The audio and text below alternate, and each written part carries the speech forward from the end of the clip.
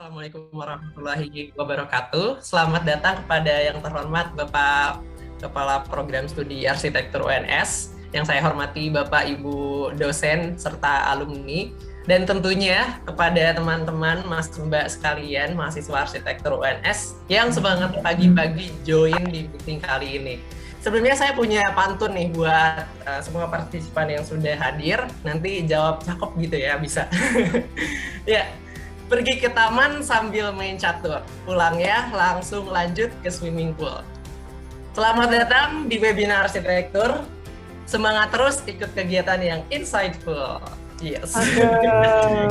Masa air. Oke, mantap. Ya, nah baiklah kita mulai ke sesi berikutnya, yaitu sambutan dari Bapak Kepala Program Studi Arsitektur UNS, Pak Untung. Saya persilahkan. Baik, terima kasih Tegar atas waktunya. Bismillahirrahmanirrahim. Assalamualaikum warahmatullahi wabarakatuh. Salam sejahtera untuk kita semuanya. Yang saya hormati Prof. Erni Setiawati dari Undip, Bapak Ibu dosen di Prodi Arsitektur yang sudah hadir, dan juga Bapak Ibu dosen dari universitas yang lain, mungkin tadi dari Undip, dari Unmar, dan mungkin ada yang lain lagi yang mungkin saya belum sempat lihat. Kemudian selamat pagi, ini ada adik-adik mahasiswa baik S1 ataupun S2. Pertama-tama mari kita panjatkan puji syukur pada Allah dan Yang Maha Kuasa atas segala rahmat dan karunia-Nya, sehingga pagi hari ini kita bisa bersama-sama bertemu lewat Zoom dalam rangka mengikuti webinar seri pertama, yaitu tentang penulisan artikel ilmiah arsitektur ya, dan kita berharap nanti ada seri-seri yang berikutnya. Tentunya saya sangat berterima kasih atas kesediaan Prof. Erni ya selaku narasumber yang luar biasa, yang nanti mungkin akan dibacakan CV-nya oleh Bu Juli ya, betapa Prof. Erni ini sangat produktif di dalam menulis baik ya khususnya tingkat internasional ya, Scopus, yang tentunya ini akan menjadi inspirasi bagi kita semuanya yang hadir ini, yang tentunya berharap bisa membuat artikel yang bagus lah, yang meskipun tidak yang Scopus, meskipun Q terendah pun sebenarnya sudah bersyukur. Karena ya tadi memang tidak mudah membuat suatu artikel khususnya dalam bidang arsitektur ya. Mungkin Prof. ini punya pengalaman yang tidak hanya dari sisi yang sains, arsitektural sains, tapi juga yang barangkali yang umum juga, yang kadang-kadang kita ada asumsi kalau yang building science itu katanya yang kuantitatif itu lebih mudah daripada yang kualitatif gitu ya. Tapi mungkin juga enggak juga ya. Ya monggo Prof. Erni nanti mohon pencerahannya dan sharing trik ataupun tips yang berkaitan dengan bagaimana kita menulis artikel ilmiah arsitektur yang baik. Terima kasih Pak atas sambutannya. Boleh teman-teman Mas Mbak kasih reaction-nya nih atas sambutan dari Bapak Kepala Program Studi Arsitektur kita semua. Nah, di sini kita akan mendapatkan beberapa pemahaman mengenai gimana sih cara menulis artikel ilmiah arsitektur itu. Nah, sebelumnya nih, seperti yang teman-teman Mas Mbak ketahui di poster webinar yang sudah di-share sebelumnya, ada moderator serta narasumber yang akan mengisi kegiatan pada webinar seri 1 ini. Siapakah mereka? Nah, beliau-beliau yang luar biasa ini merupakan, bisa di-share dulu nih CV-nya. Nah, betul. Ya, ini yang pertama itu dari moderatornya ya. Moderator kita di webinar seri 1 ini adalah Ibu Yuli ya, dosen kita semuanya. Dan ya ini dia, Bu Sri Yuliani, Bu Yuli sudah ada tadi ya, kita ngobrol juga. Selamat pagi Bu, saya sapa dulu. Selamat Ada? pagi Tegar, apa kabar? Sehat? Alhamdulillah sehat Bu. Ya, dari suaranya terlihat renyah ya. Sudah Iya, pagi hari selalu ini. semangat. Iya, bagus. Iya, betul. Pertanda baik itu, Dek. Iya, pertanda baik ya, semoga selalu baik ya Bu. Baik, next slide mungkin. Nah, oke. Bu Yuli ini merupakan lulusan dari Undip ya, S3-nya, dan beliau merupakan Master of Applied Science. Dan saat ini juga menjadi dosen arsitektur UNS. Next slide. Nah, pengalaman publikasinya berkaitan dengan webinar seri 1 ini, beliau ini merupakan editor insip arsitektura juga, dan jadi first author pada jurnal nasional maupun internasional. Nah, selain moderatornya, ada juga nih narasumber yang akan memberikan materi pada webinar seri 1, yaitu Profesor Dr. Insinyur Erni Setiawati MTech. Saya sapa dulu ya. Selamat pagi, Prof. Selamat pagi, Tegar. Ya. Sehat ya, Tegar. Semangat ya, Prof. Okay. Semangat. Harus semangat. Nah, profesornya itu udah semangat nih, guys. Teman-teman, Mas Mbak juga harus semangat dengan kasih reaction. Harus semangat. Iya. Slide. Nah, Profesor Insinyur Erni Setiawati ini merupakan guru besar ya, yang ada di Universitas Diponegoro. Betul ya, Bu? Betul, iya Tegar. Benar sekali. Sahabatnya Bu Yuli. Iya, sahabatnya Bu Yuli ya. Udah bestie ya, Bu. Kalau bahasa gaulnya. Oke. Next. Profesor ini merupakan lulusan S3 di Undip juga dengan jurusan Building Science and Acoustics. Dan jabatan dalam pengelolaan institusinya. Nah, saat ini sebagai tenaga ahli atau tim leader ya di Pusat Layanan Teknologi dan Riset Fakultas Teknik Universitas Diponegoro. Nah, itu semua dari moderator dan narasumber kita pada webinar seri 1 ini yang akan menemani Mas Mbak sama teman-teman untuk mengetahui bagaimana sih cara kita menulis artikel ilmiah arsitektur. Kita akan mendengarkan cerita ya, jadi ini dianggap sebagai sebuah dongeng sehingga akan merasuk dalam hati kita ya. Kalau itu dianggap sebagai kuliah barangkali akan membebani begitu ya, tapi kalau itu sebuah cerita bahkan akan selalu teringat di saat kita akan menjelang tidur ya, terngiang ada sebuah cerita yang menarik begitu ya, yang pada hari ini cerita itu akan disampaikan oleh narasumber kita yaitu Prof. Erni terkait dengan penulisan artikel ilmiah untuk bidang arsitektur. Monggo, Prof. Erni dipersilakan. Terima kasih.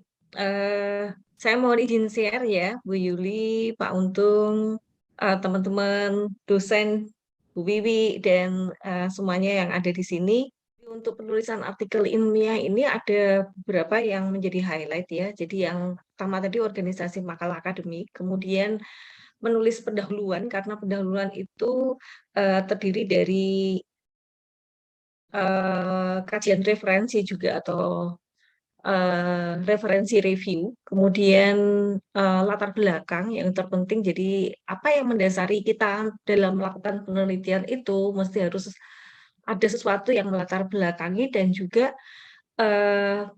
critical thinking terkait dengan kesinambungan jejak review referensi dari beberapa penelitian yang sebelumnya. Kemudian yang ketiga adalah teknik mengutip. Jadi teknik mengutip ini perlu kita garis bawahi supaya tidak terjadi plagiarisme. Jadi kadang-kadang kita tidak berhati-hati ketika melakukan theoretical review begitu ya. Jadi harus ada beberapa strategi yang harus kita pahami bersama ya, menjadi highlight untuk kita berhati-hati supaya tidak terjadi plagiarisme.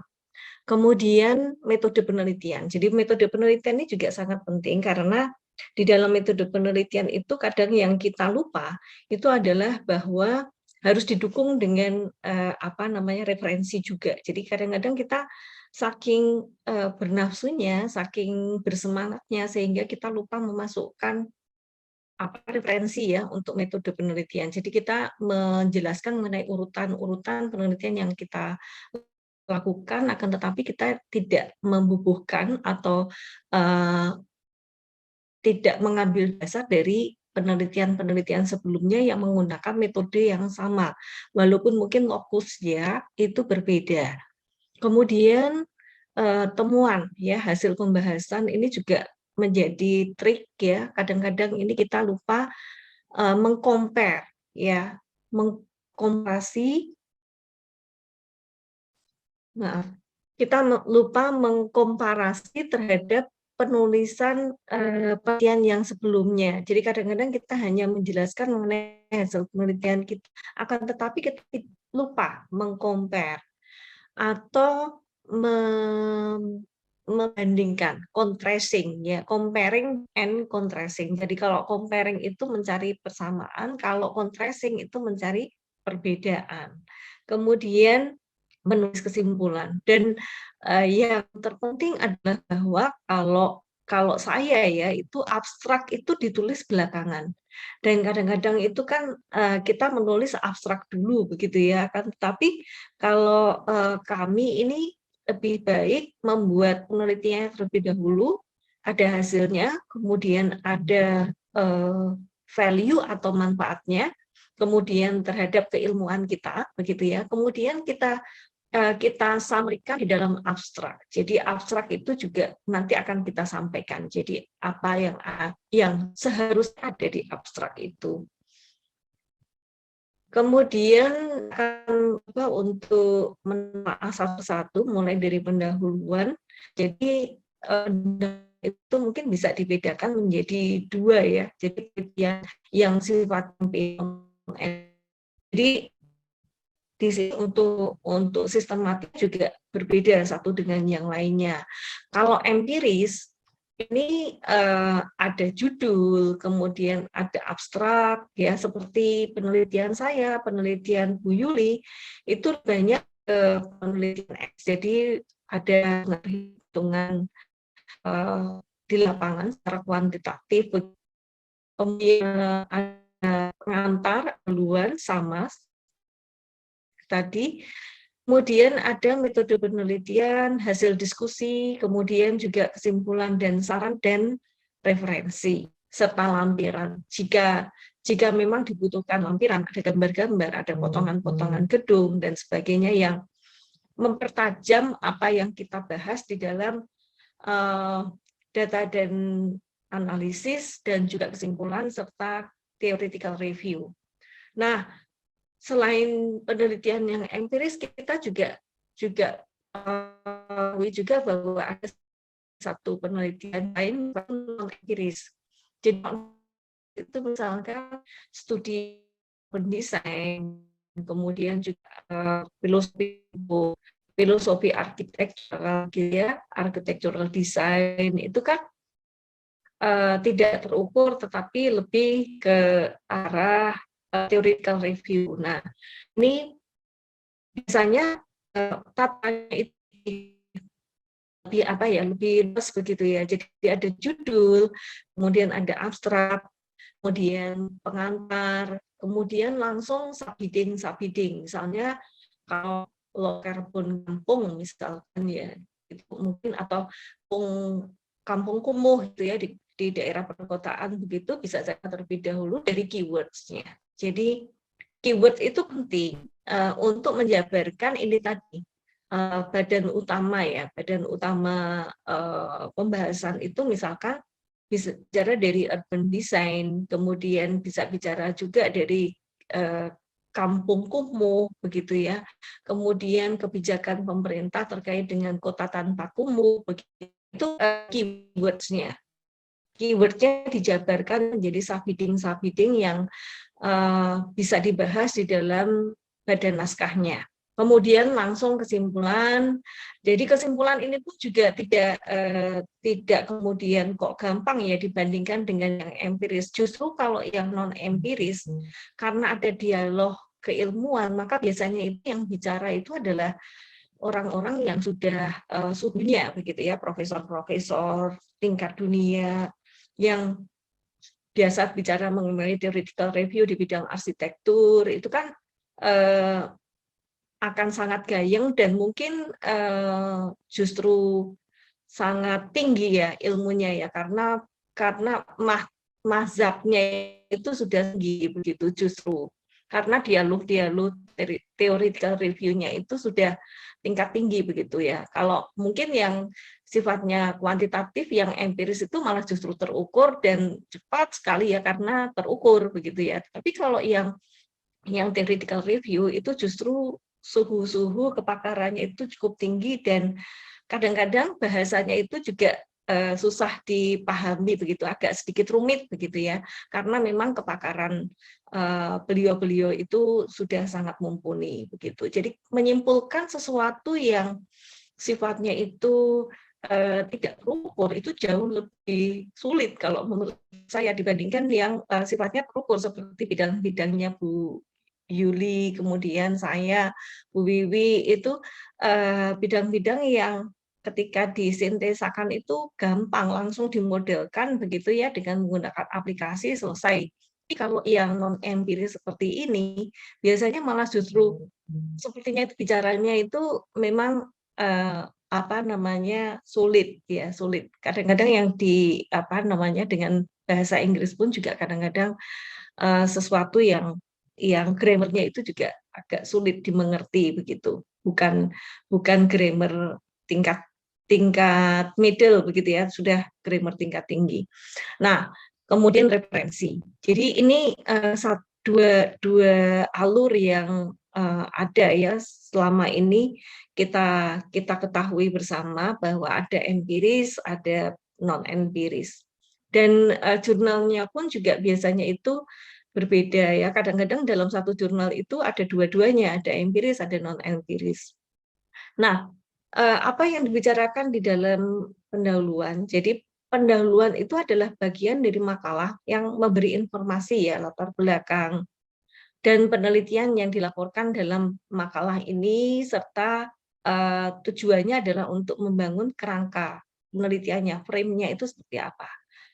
Kenapa frame? Karena tadi dijabarkan atau dimulai dari keywords ya, dari kata kunci itu kemudian dijabarkan di setiap paragraf-paragraf dari pendahuluan ini untuk menjelaskan pemanasan terlebih dahulu ya sebelum dimasukkan ke subheading yang di belakang gitu. Jadi tentu saja tidak asal comot kemudian ditempel-tempel begitu enggak, tetapi tingkat kesulitannya adalah bagaimana kita meramu sebuah paragraf yang kompak, berkesinambungan antara paragraf satu dengan paragraf lain, dan itu menjadi benang merah dari apa yang kita teliti. Nah, kalau theoretical review itu di dalam theoretical review itu dikembangkan dari keyword itu, kemudian di latar belakangnya itu kita harus bisa memaparkan kebaharuan. Kalau di tata bahasa penelitian jurnal itu kita harus memiliki novelty begitu ya. Ada gap dari penelitian sebelumnya yang belum membahas secara detail gap tersebut ya. Nah, itu harus disampaikan ketika di pendahuluan di awal itu kita harus menyampaikan di latar belakang, dan kita harus menyampaikan bahwa pentingnya penelitian kita ini karena memiliki novelty bla bla bla bla begitu gampangnya. Kemudian jadi kita agak sedikit jumawa nggak apa-apa. Jadi kita harus sedikit mengunggulkan bahwa penelitian kita itu penting dibaca, penting dipahami karena memiliki novelty apa dan apa begitu. Nah, Nah, di bagian pendahuluan ini ada beberapa strategi ya supaya kita tidak atau kita di accepted gitu ya penelitian kita, karena kalau misalkan tidak itu langsung wah ini tidak ada novelty, kemudian tidak ada terutama di Scopus ya, tidak ada novelty, kemudian tidak ada benang merah dengan penelitian sebelumnya. Kan kalau research itu kan maksudnya research, jadi mencari kembali gitu ya. Dan biasanya itu kita melakukan penelitian beranjak dari rekomendasi penelitian yang sebelumnya begitu. Jadi makanya dinamakan riset itu karena kita harus berangkat dari rekomendasi penelitian sebelumnya yang sejenis, kemudian di situ ada gap dan kita akan melakukan penelaahan lebih detail tentang rekomendasi dari penelitian yang sebelumnya untuk bisa didetailkan di penelitian kita. Nah, ada 3 strategi paling tidak yang harus diketahui. Yang pertama adalah strategi menentukan lingkup penelitian kita. Jadi, misalkan low carbon eco development, ya kita bicara low carbon, emisi karbon dalam kampung itu seperti apa, dan kita tidak membicarakan yang lain supaya tidak bias begitu. Nah, caranya bagaimana? A itu ya, di butir A itu dengan menunjukkan bahwa lingkup penelitian secara umum adalah penting. Jadi kita harus menekankan kepada pembaca bahwa penelitian kita penting, menarik, dan memiliki masalah signifikan atau relevan untuk diteliti. Yang pertama itu, supaya reviewer itu di tingkat awal, nah ini kenapa kok penting begitu kan? Pertanyaan yang di awal itu kenapa penting begitu kan? Kemudian yang B dengan memperkenalkan dan meninjau item sebelumnya penelitian maksudnya di lingkup penelitian yang sebelumnya yang belum ada dan sekarang kan kita teliti. Jadi kita menekankan bahwa penelitian kita itu berbeda, definitely difference dengan penelitian orang lain yang sebelumnya pernah dilakukan. Nah, itu setelah di paragraf 1 sudah bilang begitu, di paragraf 2 mungkin bilang, di paragraf 1 bilang bahwa penelitian kita penting, di paragraf 2 kita bilang bahwa penelitian sebelumnya itu belum melakukan ini, kemudian di penelitian kita akan melakukan lebih detail terkait dengan apa yang direkomendasikan penelitian sebelumnya, maka si reviewer itu, wah ini perlu dibaca selanjutnya, begitu. Jadi nggak langsung di-reject itu. Kemudian strategi kedua adalah mungkin di frase berikutnya, di paragraf berikutnya kita harus menjelaskan mengenai gap. Jadi apa yang tidak dilakukan oleh penelitian sebelumnya itu biasanya itu masih global ya. Kemudian ketika kita meluncurkan strategi kedua, menyatakan celah atau gap dengan menunjukkan kelemahan penelitian lain, itu biasanya kita melakukan lebih detail begitu. Jadi umpamanya begini, saya menjelaskan mengenai low carbon eco development pada Kampung Kumuh gitu ya, yang belum dilakukan penelitian sebelumnya terkait dengan LCID adalah kalkulasi emisi karbon.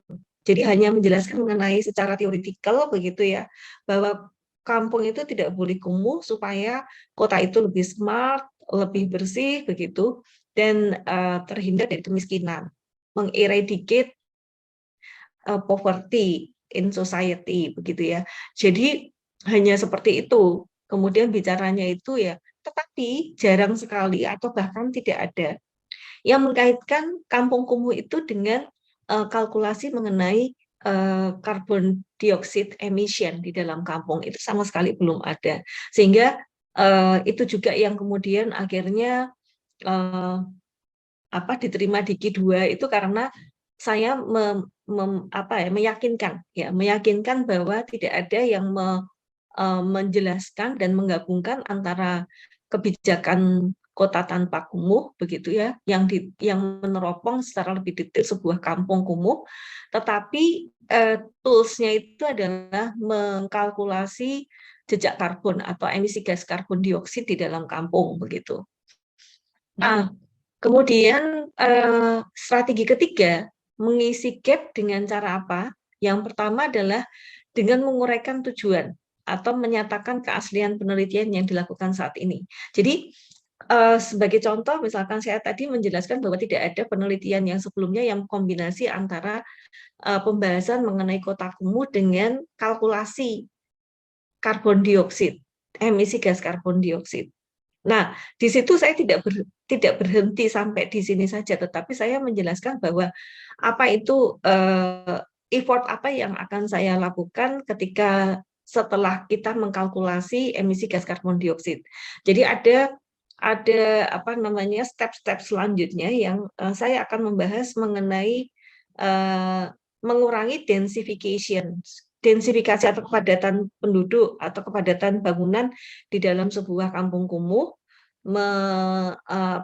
menumbuhkan society participatory, pemberdayaan masyarakat, dan juga reviving the new renewable energy di dalam kampung. Jadi menghidupkan kembali energi atau renewable energy yang sudah lama mati di dalam kampung itu, dan kita akan tumbuhkan lagi konsepnya seperti apa. Nah, itu yang belum pernah disampaikan oleh peneliti-peneliti sebelumnya, sehingga reviewer di jurnal itu terus langsung, wah ini menarik gitu ya, karena belum pernah ada yang seperti ini begitu. Nah, temuan utamanya adalah bahwa ada satu kampung yang di Wonosobo itu ya, itu bicara mengenai kampung Seruni begitu ya. Itu memang ada Semanggung River itu yang arusnya cukup deras, dan ini berpotensi untuk diolah menjadi mikrohidroenergi. Nah, ini saya sampaikan di dalam jurnal itu bahwa kita ingin mempropose suatu konsep reviving new renewable energy in the kampung begitu, sehingga kita bisa meyakinkan kepada pembaca itu bahwa penelitian ini sangat menarik karena memberikan value yang berbeda gitu. Kemudian di sini kemudian dijabarkan satu persatu ya, bagaimana kita membangun lingkup penelitian. Jadi untuk kita bisa membahas apa yang kita teliti itu kan kita melingkupi atau membatasi zona atau daerah yang kita bahas begitu ya, supaya tidak bias. Nah, kata kuncinya apa? Kata kuncinya adalah seperti ini. Yang pertama biasanya itu pakai tanda petik ya di sini, peneliti sekarang gitu ya, berbeda dengan penelitian terdahulu. Penelitian sekarang akan mencari lebih detail mengenai konsep low carbon kampung dengan cara mengkalkulasi jejak emisi gas karbon di dalam kampung. Seperti itu, misalkan seperti itu. Kemudian atau berangkat dari rekomendasi penelitian sebelumnya. Nah, pertanyaannya adalah bahwa rekomendasi penelitian sebelumnya itu lazimnya ada di mana? Lazimnya ada di kesimpulan. Nah, kadang-kadang nih adik-adik mahasiswa itu karena sangat bersemangatnya menulis, kadang-kadang malah justru lupa di dalam kesimpulan itu tidak menjelaskan mengenai weakness dari penelitian kita. Begitu. Kemudian sekaligus merekomendasikan bahwa kelemahan itu menjadi pemikiran kita untuk bisa menuliskan ya rekomendasi untuk penelitian selanjutnya. Nah, itu kadang-kadang terlupa gitu. Nah, strategi kedua atau kunci atau frase kedua setelah kita frase pertama itu bahwa membedakan, differentiate our research with previous research begitu ya. Penelitian terdahulu itu mengatakan demikian, akan tetapi ada gap. Penelitian sekarang berbeda begitu ya. Yang kedua, frasenya atau kalimatnya itu bisa mengatakan begini, temuan awal di dalam penelitian sebelumnya itu menjelaskan mengenai rekomendasi terkait dengan bla bla bla bla. Nah, ini yang kemudian kita jabarkan dan kita teliti lebih detail. Kemudian yang berikutnya, misalkan dengan cara begini, dengan kata-kata yang hampir mirip tapi sebetulnya maksudnya berbeda.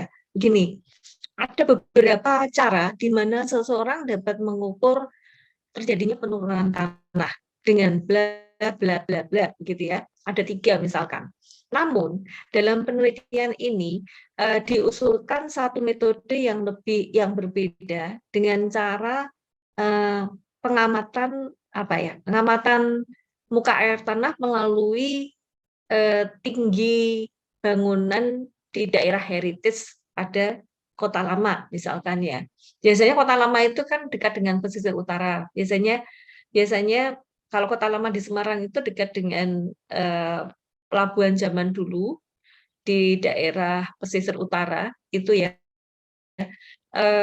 Dan sekarang itu yang kemarin Rob itu kan itu memang banyak sekali artefak atau heritage, architectural heritage yang perlu ditengarai begitu ya, bahwa sudah terjadi penurunan muka tanah. Sebentar ya, sebentar ya, mohon maaf.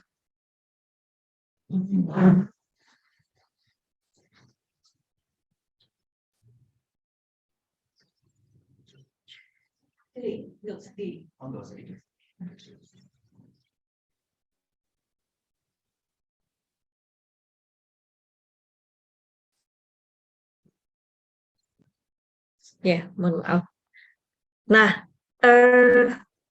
jadi salah satu cara adalah, langkah kedua adalah membangun dan menyatakan gap. Itu bagaimana? Ya, bagaimana caranya?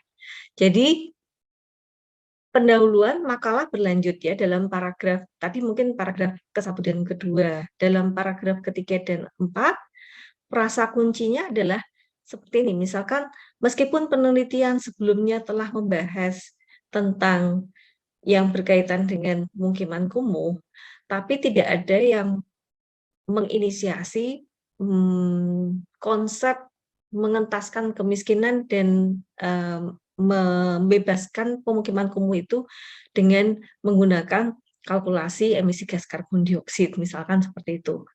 Kemudian bisa juga dengan frase kalimat yang menyatakan bahwa satu cara atau langkah potensial untuk menghindari kekumuhan suatu kampung itu adalah dengan menghidupkan kembali jejak-jejak renewable energy yang ada di dalam kampung yang sudah lama mati, misalkan seperti itu. Kemudian ada berbagai cara untuk mengukur misalkan penurunan tanah pada wilayah Kota Lama, misalkan dengan cara mengukur ketinggian dari tahun ke tahun, itu ketinggian bangunannya itu semakin lama semakin rendah, gitu ya. Berarti penurunan tanah itu bisa dilihat dari perbedaan ketinggian. Ini penelitiannya Bu Tutut itu ya, yang sekarang diangkat untuk pengusulan guru besar Bu Siti Rukayah, itu adalah berkaitan dengan penurunan muka tanah pada kawasan Kota Lama, begitu. Kemudian salah satu cara ada juga dengan menggunakan kalimat seperti ini. Salah satu cara adalah dengan menganalisa nilai rendah karbon kampung dengan memperhitungkan area hijau terhadap area terbangun. Jadi ini untuk kaitannya dengan mencari rasio antara lahan terbuka dengan lahan terbangun, begitu ya. Kemudian bagaimana kita membuat konsep untuk vertikalisasi seperti itu. Jadi mengurangi density bangunan yang ada dalam suatu kampung gitu, supaya tercipta open space yang lebih lebar, open space yang lebih luas, sehingga diharapkan emisi gas karbon dioksida itu semakin berkurang di dalam kampung tersebut. Nah, untuk strategi ketiga, menyatakan gap atau celah, itu juga ada ada seninya begitu ya.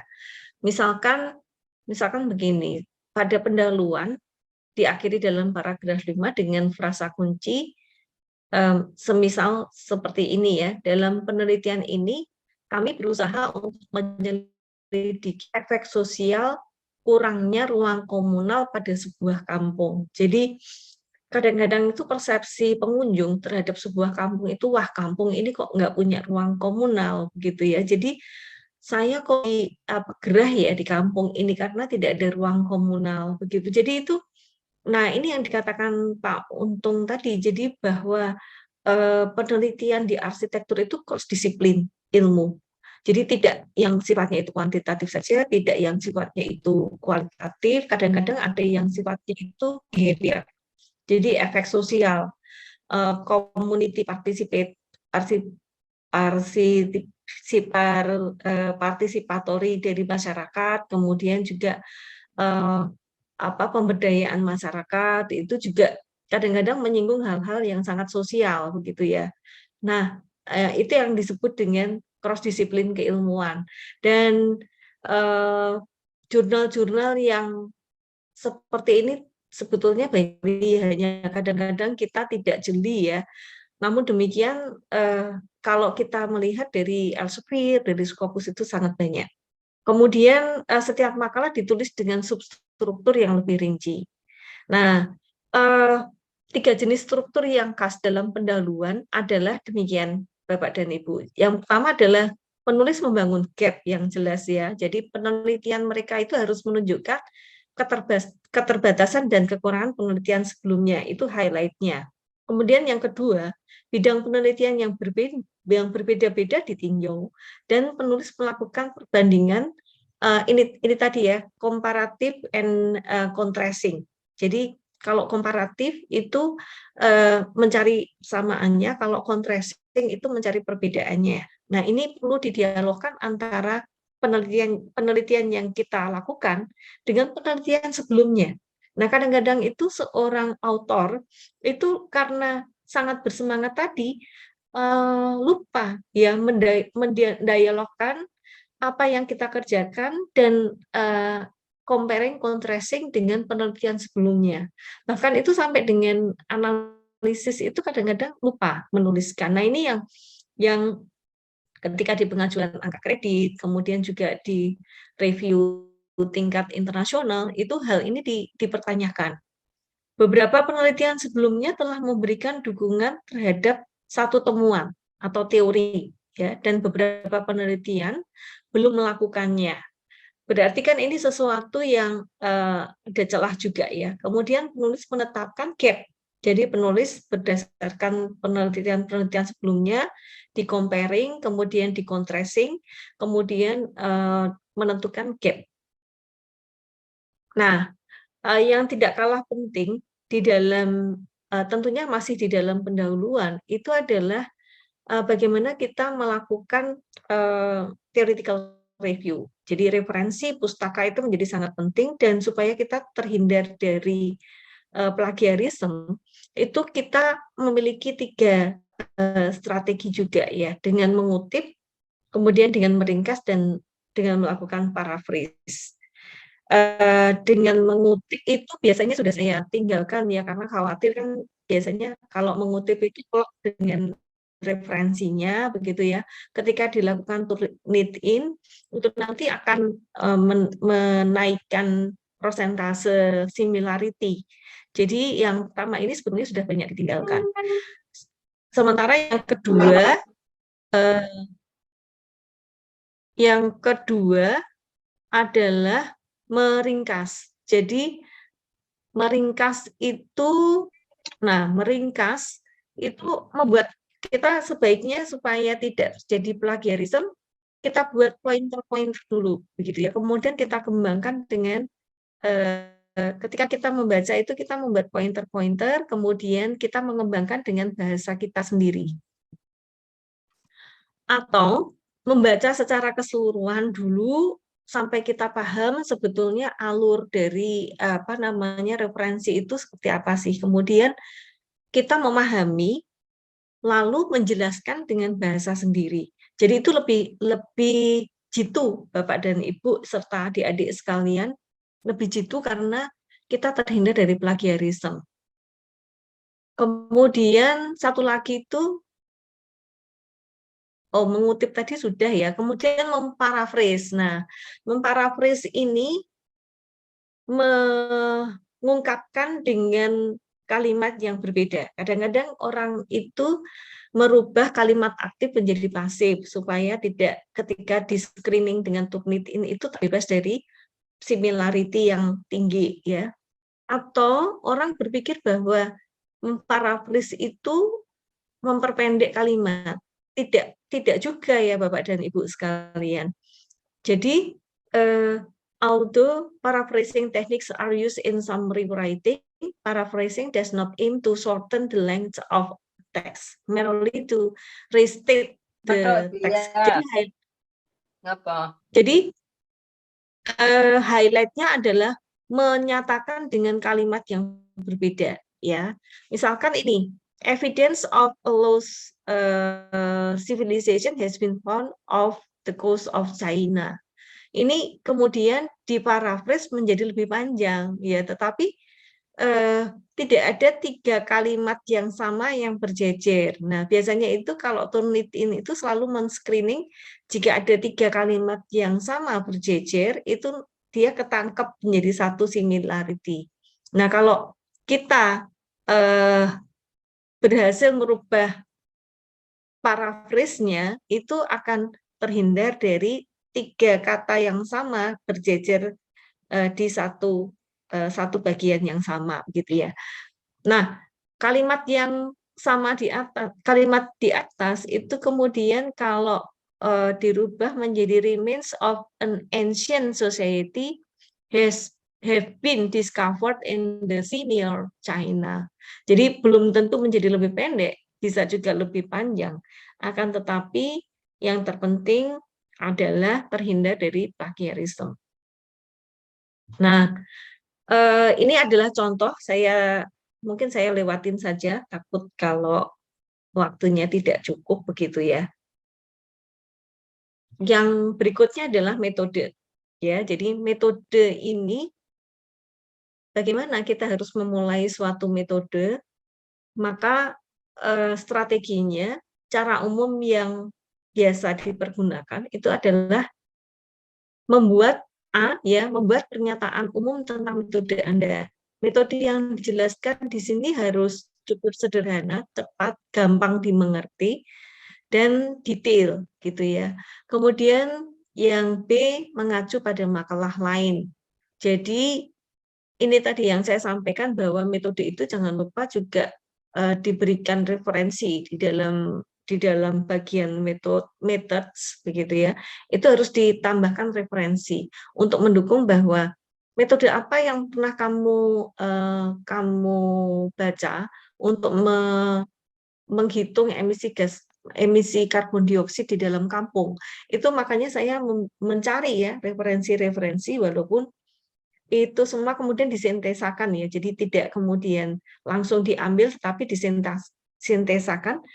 Sintesa itu digabung gitu ya antara metode yang satu dengan metode yang lain sehingga muncul metode baru gitu. Itu menjadi strategi untuk kita meningkatkan differentiate keilmuan yang akan kita bahas itu terhadap keilmuan yang dibahas di penelitian sebelumnya.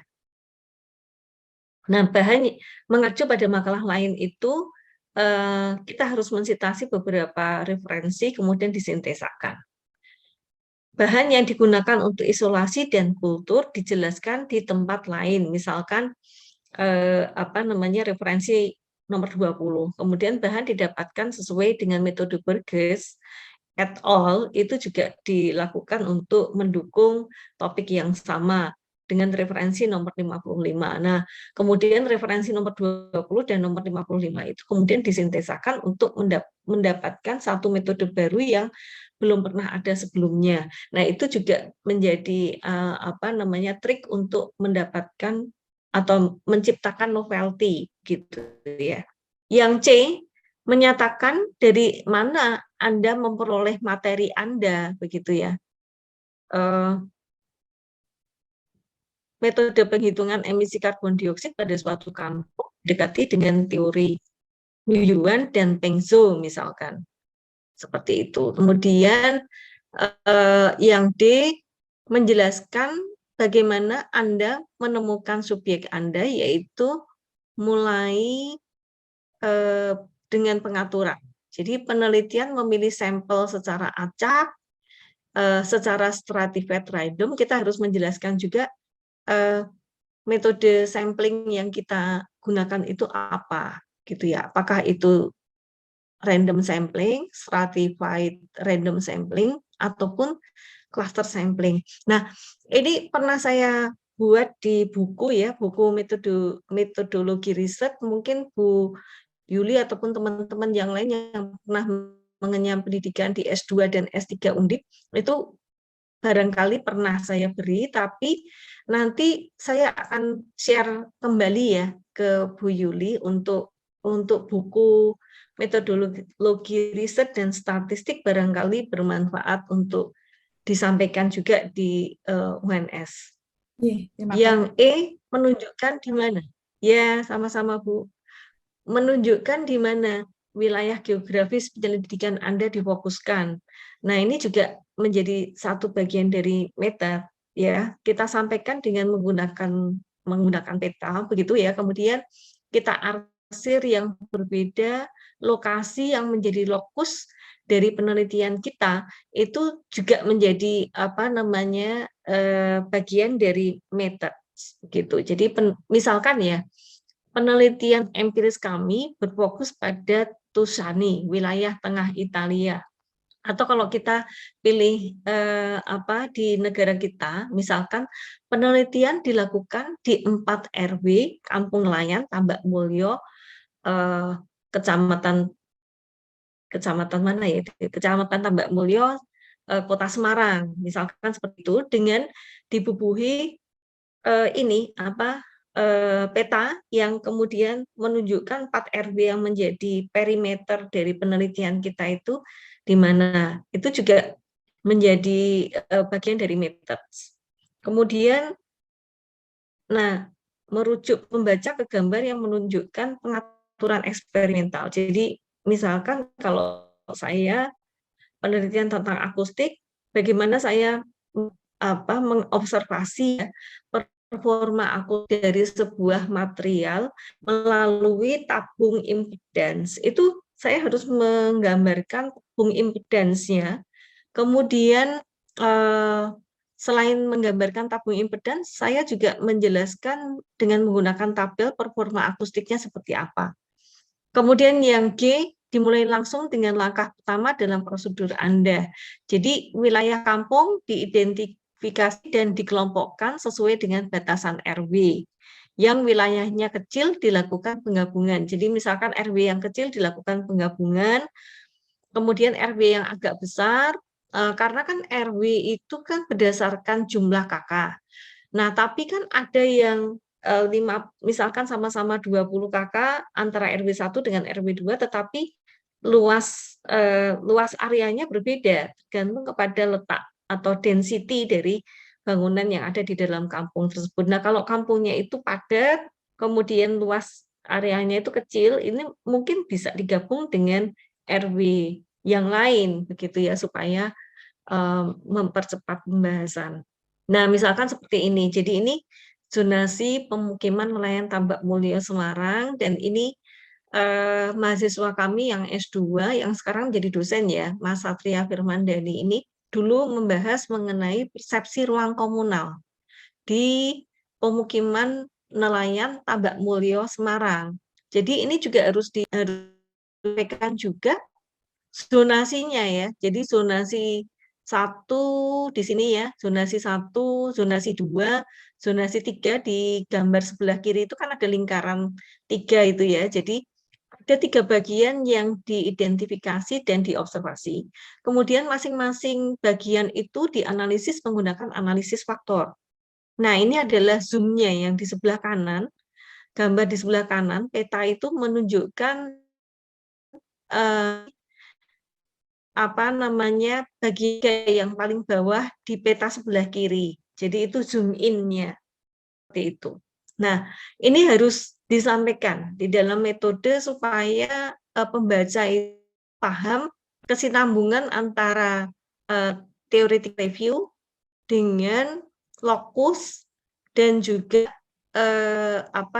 metode yang digunakan dalam melakukan observasi gitu ya, sehingga kita harus bisa menjelaskan secara detail bagian-bagian yang harus diobservasi begitu. Nah, ini contoh dari metode itu kita juga menyiratkan ya tujuan. Jadi ada kaitannya. Jadi metode yang kita bahas itu ada kaitannya dengan tujuan yang tadi kita sampaikan di theoretical review ataupun di pendahuluan. Jadi kita bisa menarik variabel yang kita sampaikan di dalam theoretical review untuk kita detailkan di metode begitu ya. Di ini LCED, Low Carbon Eco Development, itu sebetulnya apa dari kebijakan pemerintah, kemudian kita hubungkan dengan metode yang digunakan dalam studi proyek percontohan program LCED di Indonesia. Nah, ini kita sampaikan metodenya itu yang di bagian bawah ya. Ini metode yang digunakan dalam studi proyek percontohan program LCED di Indonesia, itu tahapan-tahapannya itu menjadi bagian dari metode. Jadi yang pertama melakukan pengamatan awal, kemudian yang kedua FGD antara masyarakat, pemerintah daerah, pemerintah pusat, dan akademisi. Kemudian yang ketiga penetapan konsep LCED di kampung dan desa dengan meningkatkan partisipasi masyarakat. Kemudian yang keempat, mempresentasikan konsep dan final design.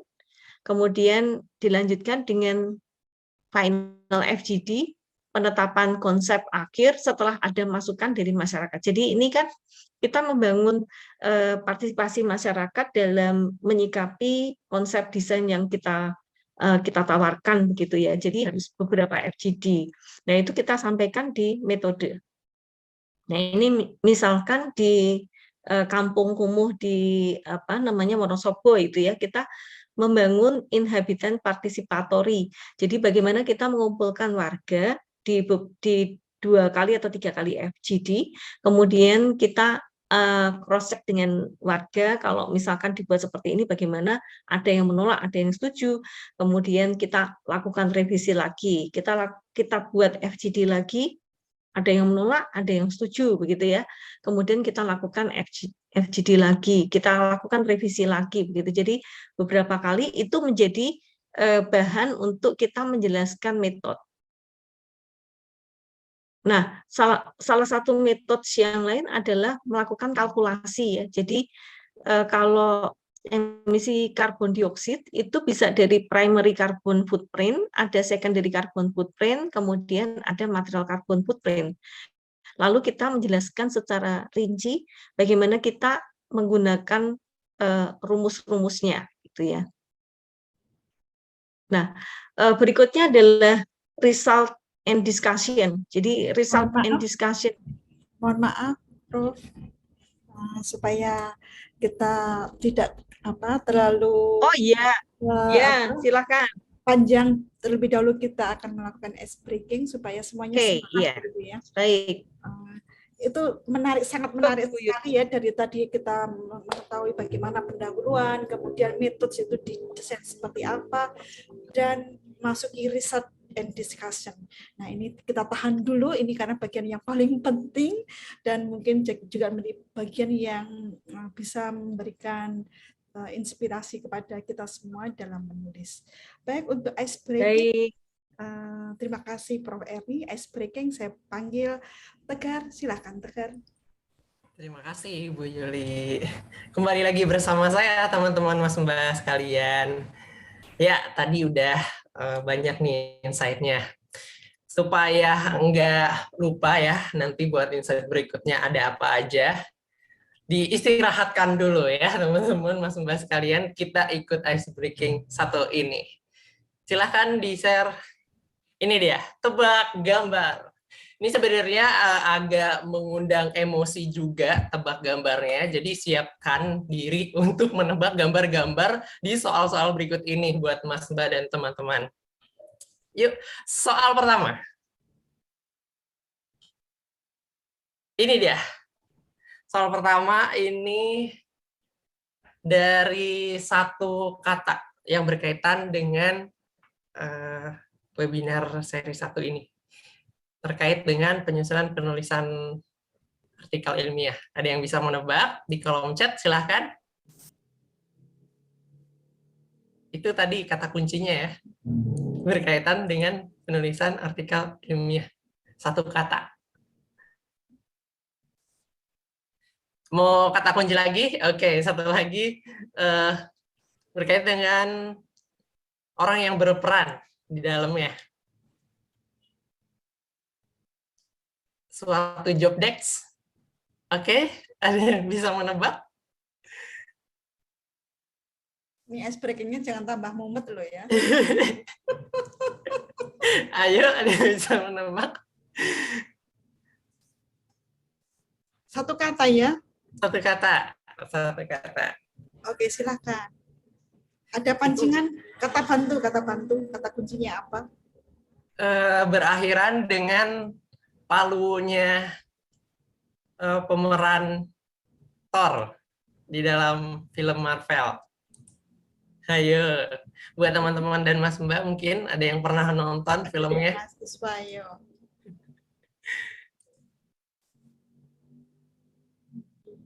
Ini saya dan Bu Erni nggak tahu ya. Kayaknya terlalu mikir ini. Ini kayak di skip aja ya soal ini. Oke, next soal deh, next soal. Jawabannya adalah editor. Editor. Tadi itu lokasi itu artinya di ya. Editor gitu. Oke, next session. Nah, itu dia. Ini soal yang berkaitan dengan materi yang disampaikan tadi oleh Prof. Erni. Ini gampang banget nih pasti. Ada yang bisa jawab mungkin? Yuk. Ini gampang banget. Bagian dari struktur artikel ilmiah. Ada yang menjawab itu di chat? Nah, ada yang menjawab tuh, ada dua dari Mas Navin sama Kak Dura juga nih pendahuluan. Yang benar adalah pendahuluan. Benar banget. Selamat buat Kak Dura Irbah tadi ya. Atas nama Kak Dura. Oke, satu soal lagi mau nggak? Satu lagi deh, satu lagi. Masih ada nggak ya? Ini dia. Ini paling gampang sih kayaknya nih. Ada yang bisa menebak ini gambar apa?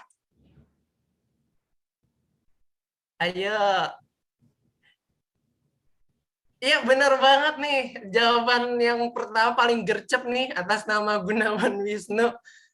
Selamat, benar banget jawabannya adalah LIPI. Nah, itu dia ice breaking-nya tadi. Jadi urutannya level paling tinggi ke bawah paling gampang ya. Sampai tadi belum ketebak tuh ya yang gambar pertama. Oke, itu ice breaking yang bisa dijadikan pengolahan emosi ya untuk menambah ke insight berikutnya. Makin emosi. Oke, semoga lancar buat memahami materi berikutnya dan jangan lupa juga isi daftar hadir yang sudah di drop di chat. Yuk semangat, saya serahkan kembali ke Bu Yuli. Terima kasih Bu. Terima kasih Tegar atas ice breaking-nya ya Pak Ibu dan adik-adik semua, barangkali bisa lebih rileks, bukan lebih emosi ya, tapi lebih rileks harapannya seperti itu. Bisa malah lebih susah ya. Tebakannya Tegar malah lebih susah. Lebih susah ya, Bu. Biasanya bahasa milenial soalnya. Nanti next ice breaking berikutnya lebih santai lagi suasana. Jangan lupa untuk yang tadi sudah menjawab dengan benar, akan dihubungi oleh panitia untuk mendapatkan souvenir dari kami ya, sekedar untuk menambah semangat. Souvenirnya apa Bu Yuli? Kalender ada tahun 2023. Ada buku Ibu, buku bercerita tentang sepenggal kota Solo. yang di Oh spot iya. dari tropisnya, dari iklim tropis. Iya. Oke. Nanti Bu Yuli ada hadiahnya sendiri walaupun tidak menebak. Siap, siap. Bu. Oh, siap. Ya, Ya, kita beri aplaus untuk Prof. Farhani ya, yang sudah akan memberikan e-book kepada kita. Ya, Oke, iya. terima kasih sekali Siap. Prof. Erni. Baik, kita tadi pada slide yang berjudul Result and Discussion. Apa yang harus kita tulis dalam Result and Discussion? Sekali lagi, result bukan kesimpulan, itu bisa ada lagi ya, namanya conclusion. Nah, apa saja yang perlu kita tulis di situ? Silakan, monggo Prof. Erni dilanjutkan. Baik, terima kasih Bu Yuli. Ya, Apakah suara saya terdengar? sudah cantik orangnya, Prof. Lantang ya. Sudah terlihat? Ya, sudah terlihat Ya. dengan sangat jelas. Oke, baik. Oke, baiklah. Result and discussion. Ini saya punya waktu berapa menit lagi ya, Bu ya? Waktunya secukupnya, panjenengan semua masih kita berikan, Ibu. Jadi kita akan memberikan waktu sampai dengan 12. Namun apabila Oke. nanti sudah dicukupkan, Kayaknya tinggal sedikit kok. Nanti barangkali ada yang bertanya ya, Bu Yuli ya. discussion nanti akan Baik. bersama. Baik, yang berikutnya adalah result and discussion. Nah, jadi kalau result and discussion itu berarti kita sudah melakukan penelitian, kemudian kita sudah menetapkan metode, kita juga punya banyak variabel dari theoretical review yang kita bahas di awal ya, di pendahuluan. Kemudian kita melakukan penelitian di lapangan, kemudian ada result.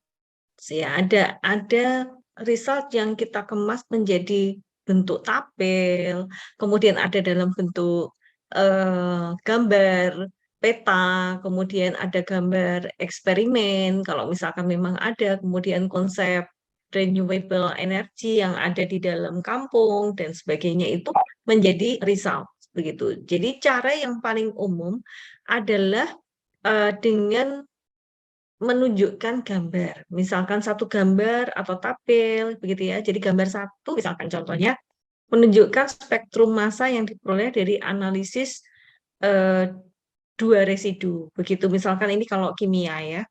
Kalau di kita ya, misalkan ada terjadi pengurangan bunyi terhadap energi bunyi yang jatuh pada massa suatu material, begitu yang sudah dilakukan misalkan treatment, begitu ya, misalkan akustik, begitu ya. Kemudian respon terhadap peningkatan sinar matahari bervariasi secara signifikan kaitannya dengan radiasi, begitu ya. Lihat gambar satu, lihat tabel satu, misalkan ya. Kemudian, nah itu seperti itu ya. Dan sebagai contohnya misalkan ini ya.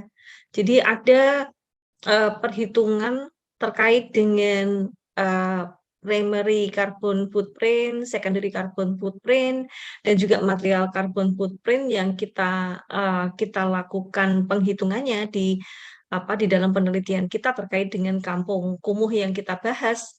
Kemudian ada peta, begitu ya, yang menunjukkan adanya penurunan density ya, density karena terjadi vertikalisasi, begitu ya. Ada konsep-konsep vertikalisasi yang disampaikan di dalam penelitian ini, sehingga dengan vertikalisasi itu kita bisa mendapatkan luas communal space yang lebih lebar, begitu ya, yang lebih besar, begitu ya, sehingga diharapkan emisi karbon dioksida itu bisa berkurang di dalam kampung kumuh itu.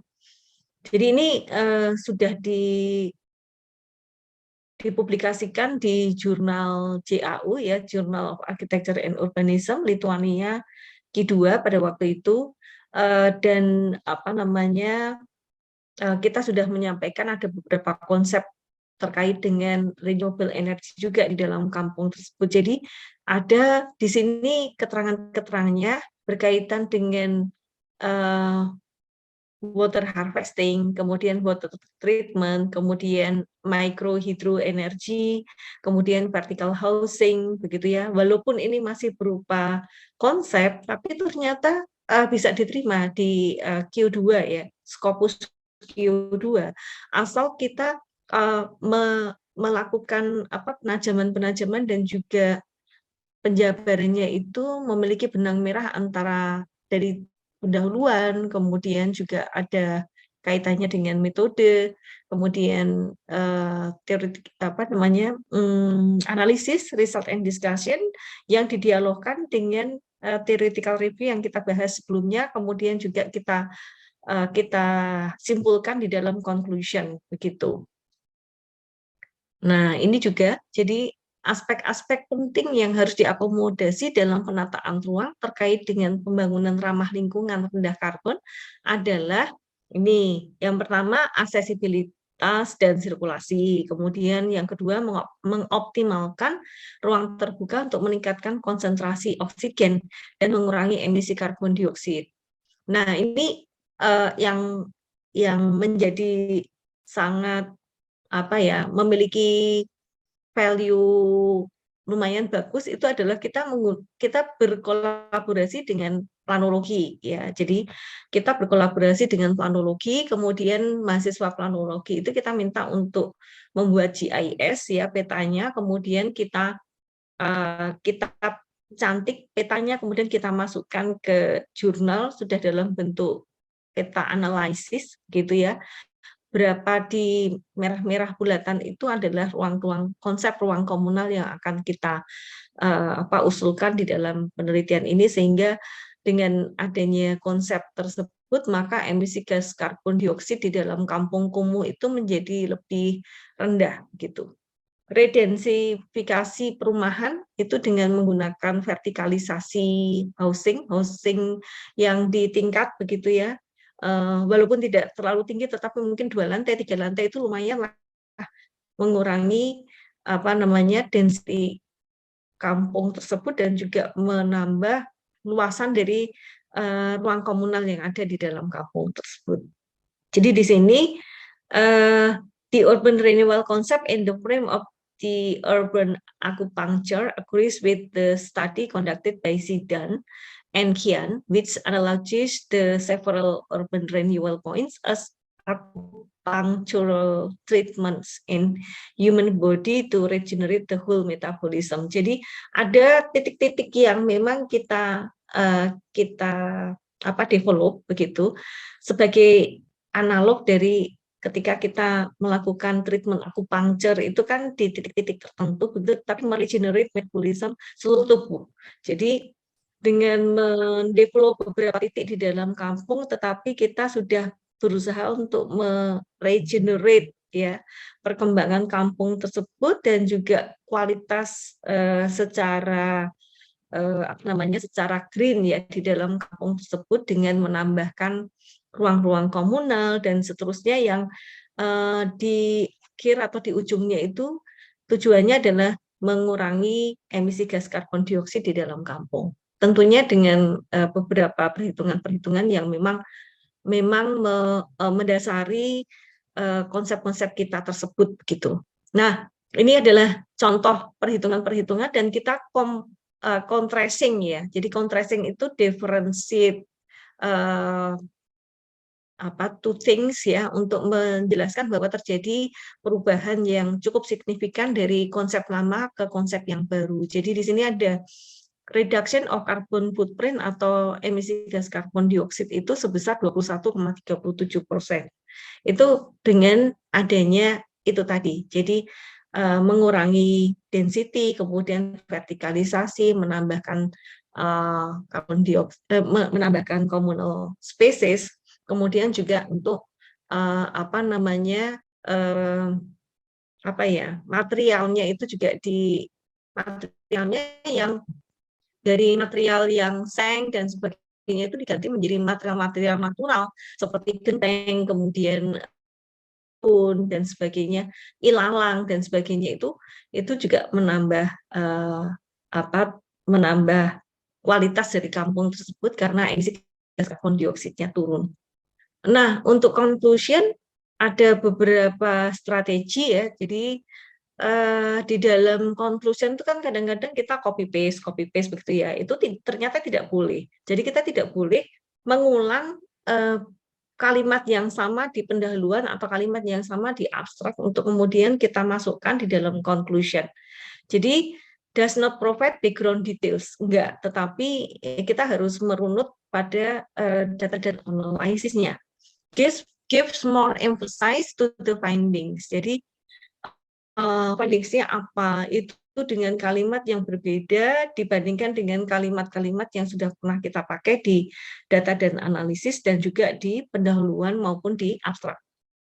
Talk about limitation. Jadi jangan lupa sekali lagi bahwa penelitian kita itu tentu sangat terbatas, begitu ya, memiliki keterbatasan-keterbatasan yang karena kita manusia biasa, begitu, dan ini kita dengan keterbatasan ini kemudian kita merekomendasikan beberapa poin-poin untuk penelitian lebih lanjut. Nah, ini yang ini ya, suggestion for improvement, perhaps in relation to the limitation. Jadi karena keterbatasan kita memberikan rekomendasi. Recommendation for future works ini yang menjadi dasar untuk penelitian selanjutnya melangkah lebih detail tentang gap yang ada di penelitian kita. Kemudian bisa juga rekomendasi terkait dengan policy atau kebijakan dari pemerintah terhadap terhadap konsep-konsep low carbon eco development gitu. Nah, ini adalah contoh conclusion. Jadi ini sebetulnya tidak boleh pointer-pointer begini, saya hanya mempermudah saja bahwa di dalam, jadi biasanya itu dalam bentuk paragraf, tetapi poin-poinnya adalah seperti ini. Jadi kita membuat poin-poin dulu, baru kemudian kita masukkan di dalam paragraf untuk mempermudah, gitu ya. Kemudian di akhir di nomor 7 ini, as the research has a number of weakness on handling the community participatory, the future study should accommodate the human factors and community behavior. Jadi ini yang belum dibahas di dalam penelitian ini. Jadi kemudian bahwa penelitian kuantitatif ini tidak menutup kemungkinan di penelitian selanjutnya kita menggandeng seorang sosiolog begitu yang terkait dengan community participatory gitu ya. Bagaimana sosial kemasyarakatan dari penduduk kampung kumuh itu menyikapi terjadinya perubahan atau transfer knowledge dan perubahan yang ada di dalam kampung mereka. Nah, terakhir justru writing di abstract section. Jadi sebetulnya apa sih yang yang harus muncul di dalam abstrak? Ini terakhir ya. Jadi kaitannya setelah semuanya sampai dengan conclusion, maka terakhir itu kita membuat abstrak justru. Jadi abstrak itu tidak dibuat di depan, tetapi setelah kita melakukan banyak hal di dalam penelitian kita hingga ke baik itu pendahuluan, kemudian kajian teori, dan juga methods, data dan analisis, serta conclusion, maka kita baru bisa menyimpulkan atau mensummarize penelitian kita itu dalam sebuah abstrak. Jadi yang pertama yang harus ada di dalam abstrak adalah the problem that this paper is trying to resolve set in the context of the current situation. Where did you carry out your project and why are you writing this paper? What gap in the current knowledge do you hope to fill? Jadi bagaimana Anda bisa berusaha untuk mengisi gap yang ada di penelitian sebelumnya. New solutions atau inovasi atau kebaruan ini ya maksudnya ya. New solution given by authors of the papers. What is the innovative contribution of your work? What did you do and achieve? What makes it different from previous research? Jadi ini kaitannya dengan kesimpulannya adalah novelty atau kebaruan. Validity of the model. Jadi ada beberapa penelitian, terutama di penelitiannya Bu Lili, kemudian penelitiannya Bu Lili itu sesama mahasiswa S3 ya, bareng dengan Bu Yuli dulu, tetapi adik kelas begitu. Kemudian Augie Skatia, kolega Bu Yuli juga itu ada validitas model. Jadi model-model regresi, model keterhubungan antara green roof dengan transfer panas yang ada di di permukaan atap rumah dan sebagainya itu divalidasi. Dari rumus apa sih sebetulnya? Oh, time lag gitu ya. Oh, rumus time lag itu tidak model baru kita, model regresi kita ternyata tidak menyalahi model teori yang sudah dijabarkan sejak dulu. Tapi ada variabel baru yang dimasukkan di dalam model itu. Jadi itu yang namanya kebaharuan. Karena ada variabel baru yang ditambahkan begitu. Kemudian result, what is new compared to previous result. Jadi apa yang membedakan antara penelitian ini dengan penelitian yang sebelumnya, contrasting. Jadi mencari perbedaan. Implication and future work. Jadi bahwa kita memiliki keterbatasan sekali lagi, dan tentunya dengan keterbatasan itu kita harus membuat suatu statement rekomendasi ke peneliti-peneliti yang akan bekerja setelah kita untuk menemukan temuan-temuan baru yang mungkin masih di dalam satu wilayah penelitian kita, tetapi mungkin dengan variabel yang baru begitu. Jadi contoh yang pertama itu abstrak dari JAU, dari penelitian saya di JAU yang diterbitkan 2019. Kemudian di sini tidak ada validasi karena lebih banyak ke menyikapi carbon footprint atau emisi gas karbon dioksida. Yang berikutnya adalah abstrak dari Journal Buildings, ini terkait dengan model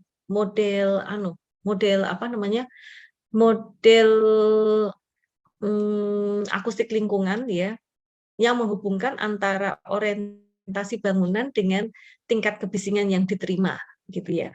Hampir mirip dengan model yang ditemukan oleh Bu Yuli terkait dengan time lag begitu ya, keterhubungan antara jenis material dan juga berapa time lag yang dibutuhkan untuk bisa outdoor dengan indoor dari itu.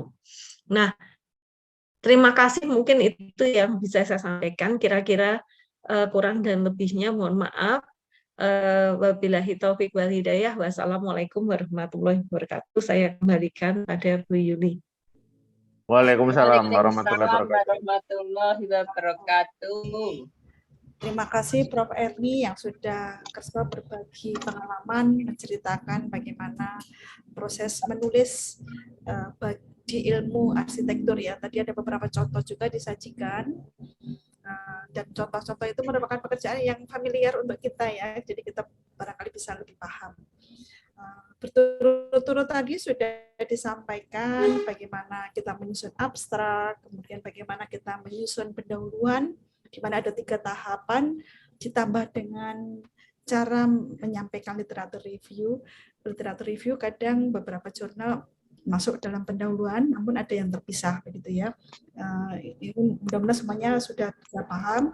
Kemudian juga terkait dengan metode. Jadi metode itu ditulis prosedur begitu detail, bahkan apabila itu sebuah kawasan ditunjuk lokasinya di mana begitu ya. Dan yang berikutnya, research and discussion, di mana pada bahasan ini menguraikan detail hasil riset secara komprehensif. Dan data itu adalah data sudah diolah, jadi bukan data mentah. Jadi ini yang seringkali kita agak kurang familiar ya. Jadi data yang disajikan adalah data yang sudah dimasak. Kalau sudah dimasak itu enak ya untuk mencerna ya. Kalau bayam dimasak ya, jadikan pecel gitu dimakan enak. Kemudian kalau hanya bayam dilepas begitu saja diberikan kurang enak. Jadi cara menganalogkan barangkali seperti itu. Kemudian bahkan di conclusion juga disampaikan bahwa bagaimana konklusi tersebut mengemukakan hasil temuan yang tidak di copy paste dari riset tadi, tapi juga perlu ada penyampaian apa yang menjadi keterbatasan dalam penelitian saat itu, dan barangkali juga rekomendasi apa yang bisa dilakukan untuk penelitian yang akan datang. Dan jangan lupa bahwa menulis conclusion bukan outline ya, tapi disampaikan tadi oleh Prof. Erni dalam sebuah paragraf yang komunikatif. Umumnya pokok pikiran di kalimat pertama, kemudian selanjutnya adalah kalimat-kalimat penjelas. Baik, demikian sajian yang disampaikan oleh Prof. Eni, barangkali karena waktu juga sudah menunjukkan pukul 11.38, beberapa detik Ya. Menuju closing dari waktu webinar kita. Untuk itu saya kembalikan waktu selanjutnya untuk dipandu oleh Dek Tegar. Kembalikan ke Tegar, silakan. Baik, terima kasih Ibu. Kembali lagi bersama saya ya teman-teman Mas Mbak sekalian. Gimana nih tadi insightful banget ya yang disampaikan di sharing bersama Prof. Erni tadi. Semoga bisa bermanfaat untuk kedepannya ya kita selama studi di arsitektur maupun setelah itu. Oke, sebelum kita next to session berikutnya. Nah ini kita mau melakukan penyerahan sertifikat kepada Prof. Erni. Kita foto bersama sekaligus ya. Penyerahan sertifikat ini akan dilakukan oleh Bu Yuli selaku moderator. Baik. Sebelum kita menyerahkan sertifikat, bisa minta tolong di Almira untuk menyerahkan sertifikat. Sekaligus dalam penyerahan sertifikat ini tidak teriring ucapan terima kasih yang sangat besar kepada kami atas apa yang sudah diberikan, ilmu, sharing, kemudian Ibu, ya, semuanya sudah diberikan, biarlah semuanya bermanfaat untuk kami, dan mudah-mudahan kesempatan webinar kali ini tidak hanya berhenti sampai di sini, ya, Prof. Erni, kita akan tetap mengajukan kerjasama kita pada Bu Yuli. yang berbeda. Baik, menikah sertifikat yang bisa kami sampaikan sebagai bentuk dari ucapan terima kasih yang sangat dalam dari kita 11 Maret dan hal ini Prodi Arsitektur. Terima kasih. Ya, terima kasih Bu Yuli, terima kasih Tegar, terima kasih. Terima kasih. Mohon disampaikan ke Pak Untung juga atas kesempatan yang sudah diberikan ya Bu Yuli. Semoga adik-adik sukses dalam menyelesaikan studinya. Amin. Dan semoga topik pada hari ini bisa dimanfaatkan dengan sebaik-baiknya untuk menulis artikel dan publish di jurnal yang terbaik di negeri ini. Semangat ya. Amin. Matur nuwun Bu Er. Sami-sami. Silakan. Baik, terima kasih Prof. Terima kasih Bu Yuli. Terima kasih semuanya. Oke. Kasih reaction-nya dong untuk narasumber kita dan moderator kita yang sudah menemani kita semuanya tadi dari pagi. Ya, banyak tuh. Nah, itu dia. Kita semoga setelah ikut webinar ini dapat insight sekaligus dapat momen yang memorable banget ya buat kita semuanya, seru-seruan, dapat hadiah plus dapat insight juga. Semoga kita bisa ketemu lagi di webinar berikutnya. Sudah, terima kasih buat semua partisipan yang sudah hadir di webinar seri 1 ini. Semoga kita nanti ketemu lagi di webinar seri-seri berikutnya. Nah, sebelumnya saya punya pantun yang bisa menutup sesi kita. Jalan-jalan ke rumah Elvi Sukaisi. Cakep. Ternyata nyasar di pasar kain. Cakep. Okay. Cukup sekian dan terima kasih. Sampai jumpa di webinar seri yang lain. Cakep, terima kasih Prof. Erni. Terima kasih Ibu Panitia dan semua yang hadir. Terima kasih Tegar, Bu Wiwi, Terima kasih, Pak Untung. Terima kasih Prof. Erni, Bu Yuli. Sampai jumpa.